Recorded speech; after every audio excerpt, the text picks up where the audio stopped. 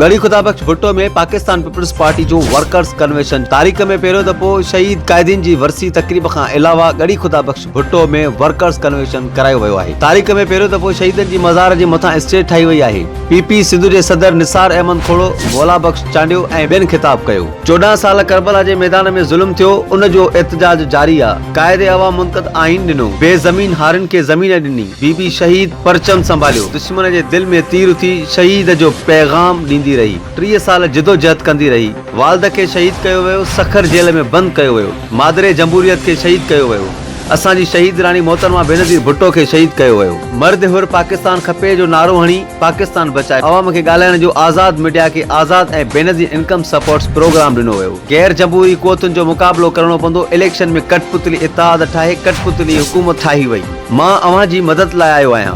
मां गैर जमहूरी क़ुवतुनि जो मुक़ाबिलो कंदुसि। वफ़ाक़ जे नाकामीअ जे करे सिंध खे 100 अरब जो नुक़सान थियो।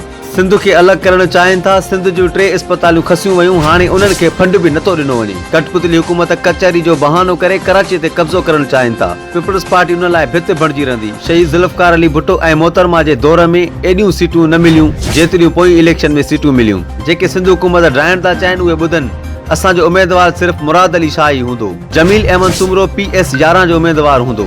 100% वोट खपे। कठपुतली एताद खे शिकस्त ॾियणी आहे ऐं मूंखे आसपा खे मिलण जी इजाज़त न ॾिनी। दबाव था विझनि। असीं ज़िया जो मुक़ाबिलो कयो ऐं शहीद जा सिपाही आहियूं। जेॾो ज़ुल्म करणो आहे कयो, पर तव्हां सां को बि मुआहिदो न थींदो। बिलावल भुट्टो ज़रदारी। रिपोर्ट आशिक़ जतोई, गढ़ी खुदाबख्श भुट्टो, लाड़काणो।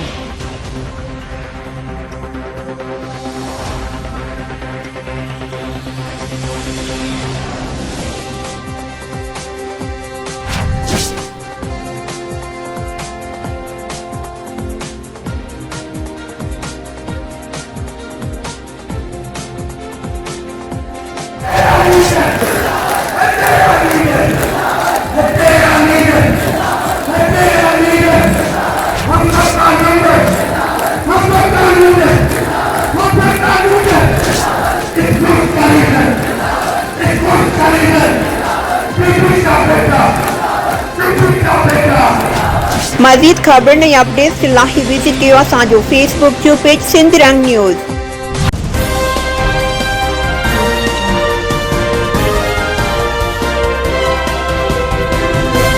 सिंध रंग न्यूज़ वेब TV